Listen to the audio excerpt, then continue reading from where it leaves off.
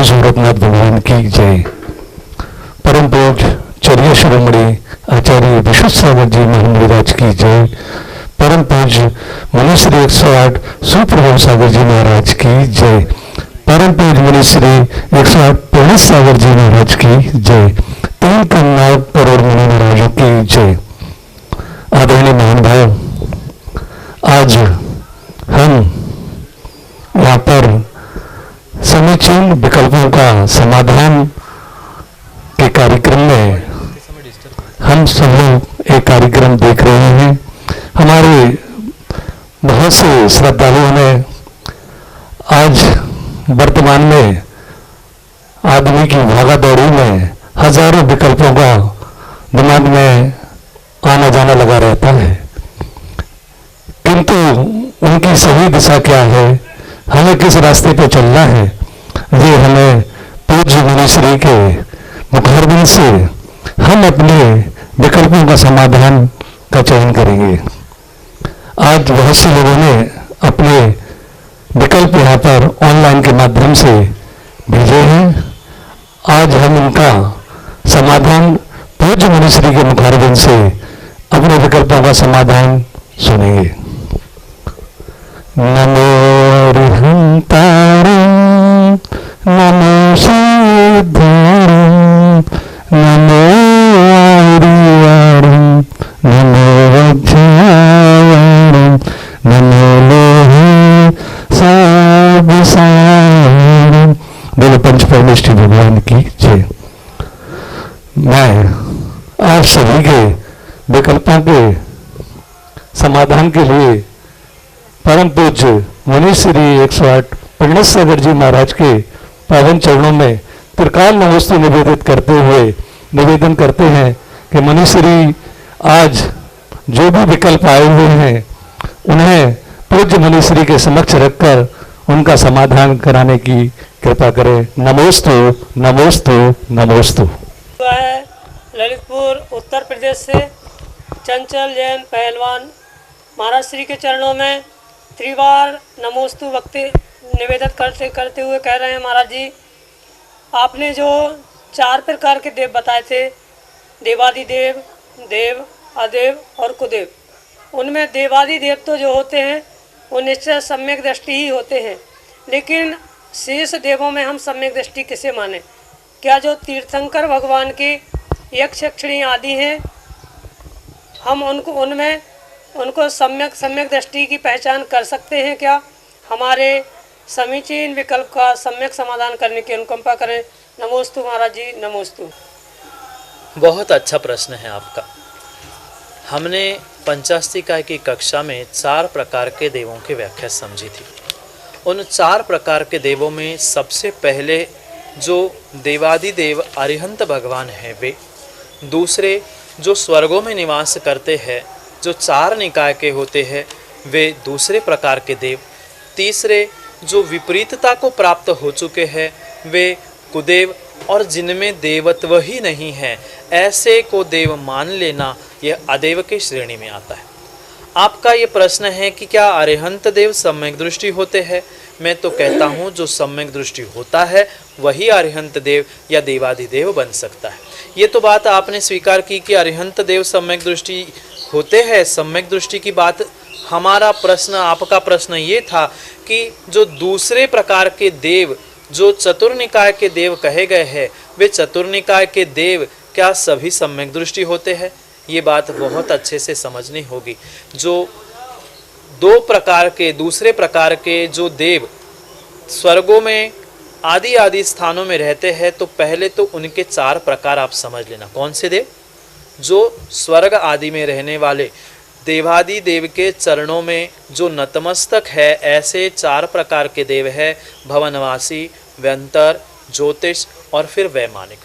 इन 4 प्रकार के देवों में से चारों प्रकार के देव सम्यक दृष्टि हो ही जरूरी नहीं है, और सभी मिथ्या दृष्टि हो ये भी जरूरी नहीं है।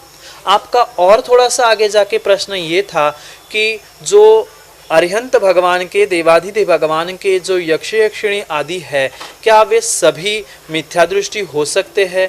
ये पुनः पुनः समझना हमारे यहाँ जो सम्यक दर्शन के 25 दोष बताए हैं उनमें 6 आयतन और 6 अनायतनों की बात की है। जो 25 गुण हैं उनमें 6 आयतन आते हैं और 25 जो दोष कहे गए हैं उनमें 6 अनायतन कहे गए हैं।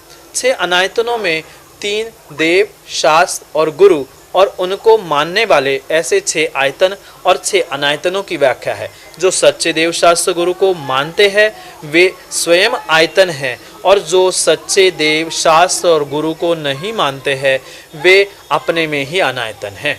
और जो अनायतन होते हैं वे ही मिथ्या दृष्टि होते हैं। जो आयतन होते हैं सच्चे देव शास्त्र गुरु के जो भक्त होते हैं, जो उनकी रक्षा कर रहे हैं, उनकी सेवा में, उनकी वैयावृत्ति में तत्पर है, हम उनको मिथ्या दृष्टि सर्वथा नहीं कह सकते। पर ये बात भी आप बहुत अच्छे से समझना कि सभी वैमानिक देव भी यानी जो 16 स्वर्गों में रहने वाले सभी देव सम्यक दृष्टि हो यह भी जरूरी नहीं है। पर भवनवासी, व्यंतर आदि देवों में मिथ्या दृष्टि जीवों की ही प्रचुरता होती है। पर प्रचुरता होने का मतलब यह नहीं है कि उसमें उनके पास भगवान की अगर वे पूजा आराधना करने में लीन है तो जरूरी नहीं है कि वे मिथ्या दृष्टि है। एक सामान्य श्रावक भी अगर भगवान की प्रतिदिन पूजा कर रहा है, निर्ग्रंथ है तो दान दे रहा है, इन षडावश्यक क्रिया में अगर वह लगा है तो हम व्यवहार से उसे सम्यक दृष्टि कह सकते हैं। निश्चय की बात तो केवली गम्य है, हम निश्चय की बात नहीं जान सकते, करणानि योग से हम कोई अपेक्षा नहीं लगा सकते। हम इतना ही समझे कि अगर कोई देव शास्त्र गुरु, पर वो भी सच्चे देव शास्त्र गुरु का आराधक है, उनकी सेवा, उनकी शुश्रूषा में, उनकी रक्षा में लगा है, तो हम उसे परिपूर्ण रूप से मिथ्या दृष्टि नहीं कह सकते। व्यवहार से हम उसे सम्यक दृष्टि ही हमें मानना होगा, तो ही हमारे सम्यक की रक्षा है, अन्यथा हमारे भी सम्यक पे प्रश्न चिन्ह खड़ा हो सकता है। इसलिए ये बहुत अच्छे से आप समझ लेना, जो आयतन होते हैं वे स्वयं में ही सम्यक दृष्टि होते हैं और तभी वे सच्चे देव शास्त्र गुरु की आराधना कर सकते हैं, अन्यथा वह सच्चे देव शास्त्र गुरु की आराधना करने की शक्ति सामान्य व्यक्ति रख ही नहीं सकता। इसलिए ये जो आपका विकल्प था, जो दूसरे प्रकार के स्वर्ग आदि में रहने वाले देव है, जो अरिहंत देवाधिदेव भगवान के यक्ष यक्षिणी के रूप में माने जाते हैं, वे आयतन होने के कारण से वह सम्यक दृष्टि होते हैं। इसमें कोई भी किसी भी प्रकार का विकल्प ना करे। अगला समीचीन विकल्प प्राप्त हुआ है आष्टा मध्य प्रदेश से विश्वास जैन विनायका। महाराज श्री के चरणों में त्रिवार नमोस्तु निवेदित करते हुए कह रहे हैं, महाराज श्री विगत 5-6 वर्ष पहले हमने आपका दर्शन किया था। मैं आपसे बहुत प्रभावित हूँ। महाराज श्री, मेरा विकल्प यह है कि किसी के घर में मृत्यु होने पर 13 दिन तक पूजन आदि की सामग्री को हाथ भी नहीं लगाया जाता है, लेकिन तीसरे उठावने के दिन लोग घर से बादाम ले जाते हैं और मंदिर में चढ़ाते हैं। ऐसा क्यों? हमारे समीचीन विकल्प का सम्यक समाधान करने की अनुकंपा करें। नमोस्तु महाराज जी, नमोस्तु। कुछ दिन पहले ही हमने सूतक पातक के बारे में विस्तार से समझाने का प्रयास किया था। जो ये सूतक पातक की विधि है, आगम में तो सूतक पातक की जो विधि लिखी है, जन्म के 10 दिन और मरण के 13 दिन, ऐसा परिपूर्ण रूप से आगम में व्याख्यान आया है। पर ये बात भी पुनः हमें समझनी होगी कि क्षेत्र क्षेत्र में, स्थान स्थान में, समाज समाज में मान्यताओं में अंतर है। जो 13 दिन के सूतक के बारे में आपका प्रश्न है, तो आगम की अपेक्षा से यही कथन परम सत्य है कि 13 दिन तक, 12 दिन तक तो आपको किसी भी प्रकार से पूजन द्रव्य, इतना ही नहीं, जब तक शुद्धि नहीं होती है तब तक मंदिर में प्रवेश, मंदिर की सामग्री को छूना आदि सभी कुछ वर्जित है। पर आपने जो ये प्रश्न पूछा है, हो सकता है कि उस स्थान या विशेष आपके आष्टा नगर या आसपास के समाज का, या आप किसी मंदिर से जुड़े हो, उस मंदिर से जुड़े हुए समाज का कुछ ऐसा पूर्व से चलता आया हुआ यह क्रम होगा कि जिसके कारण आपको यह 3 दिन बाद द्रव्य या बादाम जो चढ़ाने की बात आप कह रहे हैं वह मात्र हमने आज तक कहीं अन्य स्थानों में नहीं देखा, पर आपका जो विकल्प, आपका जो प्रश्न आया है उसके लिए समाधान दे रहा हूँ। आगम में परिपूर्ण रूप से तीसरे, 5वें, 7वें आदि दिन में द्रव्य चढ़ाने की आज्ञा नहीं है। द्रव्य तभी चढ़ाया जाता है जब परिपूर्ण रूप से शांति विधान करने का जब समय आता है, तभी वह द्रव्य चढ़ाने की या पूजा करने की, पूजन द्रव्य चढ़ाने की बात आती है। उसके पहले हमें किसी भी प्रकार से उस द्रव्य को नहीं चढ़ाना चाहिए। पर ये बात भी तब भी मैंने कही थी, आज पुनः कहता हूँ, वह अगर हमारी वहाँ की क्षेत्रीय परंपरा के अनुसार है तो पहले क्षेत्रीय परंपरा को समझे, आपस में निर्णय करे और फिर कोई ठोस कदम उठाकर फिर जीवन के लिए निर्णय करे। अन्यथा आपस में विकल्प करके, उपद्रव करके कोई भी ऐसा व्यक्तिगत निर्णय मत ले लेना। पर आगम के परिप्रेक्ष्य में परिपूर्ण रूप से 13 दिन तक द्रव्य उठाकर चढ़ाने का निषेध है। यह आगम का वाक्य है, इस पर ही विश्वास भाई आपको विश्वास करना होगा। तत्वोन्मुखी वर्षा योग की पावन भूमि वासिम महाराष्ट्र से सन्मति हर्षुले महाराज श्री के चरणों में त्रिवार नमोस्तु निवेदित करते हुए तीव्र दर्शन की अभिलाषा लिए महाराज श्री के चरणों में अपना समीचीन विकल्प रख रहे हैं कि महाराज जी, विभाव द्रव्य व्यंजन पर्याय दृष्टि क्या होती है, अर्थ बताइए और आपके प्रत्यक्ष दर्शन कब होंगे। हमारे समीचीन विकल्प का सम्यक समाधान करने की अनुकंपा करें। नमोस्तु महाराज जी, नमोस्तु। सबसे पहले तो मैं आपके दूसरे प्रश्न का उत्तर देना चाहता हूँ, जो आपने पूछा है कि आपके प्रत्यक्ष दर्शन कब होंगे। तो जब आप हमारे सामने प्रत्यक्ष आ जाओगे उस समय आपको हमारे प्रत्यक्ष दर्शन हो सकते हैं, क्योंकि आप तो श्रावक हो। जब चाहे आप गाड़ी उठाकर जब मन हो तब आप आ सकते हो। साधु के लिए तो पग विहार करके पहुंचना होगा। इसलिए जिस दिन आप ठान लो कि हमें गुरु के दर्शन करने हैं, जिस दिन तुम प्रत्यक्ष रूप से हमारे सामने आ सकते हो, उस दिन दिन हो चाहे शाम हो, आप तो कभी भी आकर गुरु के दर्शन कर सकते हो। फिर आपका सैद्धांतिक प्रश्न था कि ये विभाव व्यंजन पर्याय क्या होती है। ये समझना, जो 2 प्रकार की पर्याय या 2 प्रकार की अवस्थाएं द्रव्य की होती है, एक स्वभाव रूप और एक विभाव रूप। जो अपने स्वभाव से विपरीत होता है, जैसे अग्नि का अगर स्वभाव हमने उष्णता माना है तो उसका विपरीत जो परिणमन है या उसको अन्य द्रव्य के निमित्त से जो परिणमन हो रहा है वह उसकी पर्याय विभाव कहलाती है। जैसे हमारे ये जो जीव द्रव्य है, इस जीव द्रव्य का स्वभाव, जीव द्रव्य का स्वरूप मात्र शुद्ध ज्ञान और दर्शन है। पर वर्तमान में कर्मों के निमित्त से, पुद्गल के निमित्त से, चाहे द्रव्य कर्म कह दो, चाहे 9 कर्म रूपी शरीर कह दो, इन सब के निमित्त से जो ये आज हम मनुष्य पर्याय में बैठे हैं, ये मनुष्य पर्याय ही इस जीव द्रव्य की विभाव पर्याय है। फिर और एक शब्द आपका बीच में आया था, विभाव व्यंजन पर्याय। क्योंकि 2 प्रकार की पर्याय की और व्याख्या आचार्यों ने की है, एक अर्थ पर्याय और एक व्यंजन पर्याय। किन्हीं आचार्यों की अपेक्षा से जो सूक्ष्म परिणमन प्रति समय चल रहा है वह अर्थ पर्याय है, तो किन्हीं आचार्यों की अपेक्षा से जो सूक्ष्म परिणमन चल रहा है वह व्यंजन पर्याय है। पर अधिकांश आचार्यों का यह बहुमत है कि जो स्थूल रूप से हमें दिख रही है वह व्यंजन पर्याय है, और जो सूक्ष्म रूप से प्रति समय प्रत्येक द्रव्य में जो अर्थ क्रियाकारित्व रूप परिणमन हो रहा है वह उसकी अर्थ क्रिया है, अर्थ पर्याय है। तो ये जो विभाव व्यंजन पर्याय आपने पूछा है, व्यंजन यानी स्थूल रूप से दिखने वाली और विभाव यानी विपरीत स्वभाव वाली। जैसे अभी हमने जीव द्रव्य के बारे में समझा था, आप मनुष्य है, हम मनुष्य है। ये मनुष्य पर्याय जो है यह जीव द्रव्य की विभाव स्पष्ट रूप से दिखने का कारण व्यंजन पर्याय है, ऐसा कहा गया।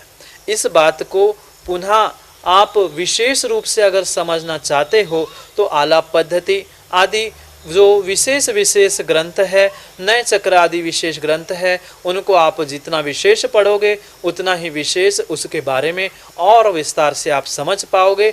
आपके लिए इतना ही समझने जैसा है, ये मनुष्य पर्याय जीव द्रव्य की विभाव व्यंजन पर्याय है, और अन्य द्रव्यों में उसको वैसे ही लगा लेना। पर अन्य द्रव्य में भी विभाव व्यंजन पर्याय मात्र जीव और पुद्गल में ही होती है। अन्य 4 द्रव्यों में मात्र स्वभाव ही पर्याय होती है।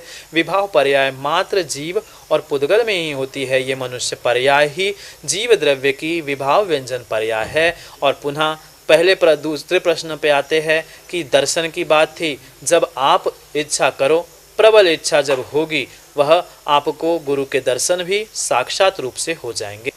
अगला विकल्प जोधपुर राजस्थान से नरेंद्रमल जैन चावड़ महाराज श्री के चरणों में त्रिवार नमोस्तु निवेदित करते हुए अपना विकल्प रख रहे हैं कि महाराज जी,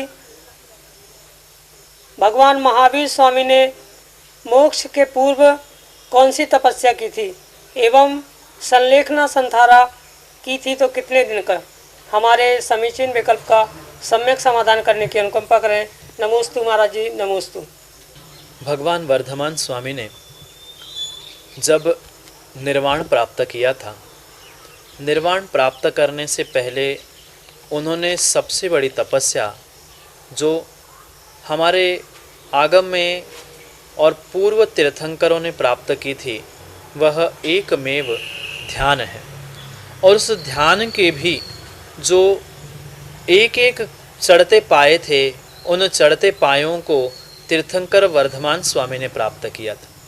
जैसे ही उन्होंने 8वें, 9वें, 10वें और 12वें गुणस्थान को प्राप्त किया था, अंतिम ध्यान का यानी शुक्ल ध्यान का पहला पाया जो पृथकत्व वितर्क ध्यान है, उसको उन्होंने प्राप्त किया। उसके उपरांत जैसे ही 12वें गुणस्थान में वह 12वें गुणस्थान को उन्होंने प्राप्त किया, 12वें गुणस्थान में उन्होंने एकत्व वितर्क नाम के दूसरे शुक्ल ध्यान को प्राप्त किया। फिर जैसे ही केवल ज्ञान प्राप्त हुआ, केवल ज्ञान को प्राप्त करने के बाद उन्होंने समय समय पर स्थानों स्थानों पर अपनी दिव्य ध्वनि के द्वारा सभी भव्य जीवों को उपदेश प्रदान किया। और जैसे ही आयु के कुछ दिन शेष बचे, तब 13वें गुणस्थान के उपांत समय में उन्होंने तीसरा शुक्ल ध्यान धारण करके तीसरा शुक्ल ध्यान प्राप्त करके उन्होंने योग को निरोध कर लिया। आपको पता ही होगा कि दीपावली के दिन अमावस्या के कार्तिक अमावस्या के दिन भगवान वर्धमान स्वामी को मोक्ष हुआ था, और उसके 3 दिन पूर्व ही उन्होंने योग का निरोध कर लिया था। वह भी स्थान आपको ज्ञात होगा, वह पावापुरी का वह सरोवर जहाँ बैठकर उन्होंने अपने योग का निरोध कर लिया।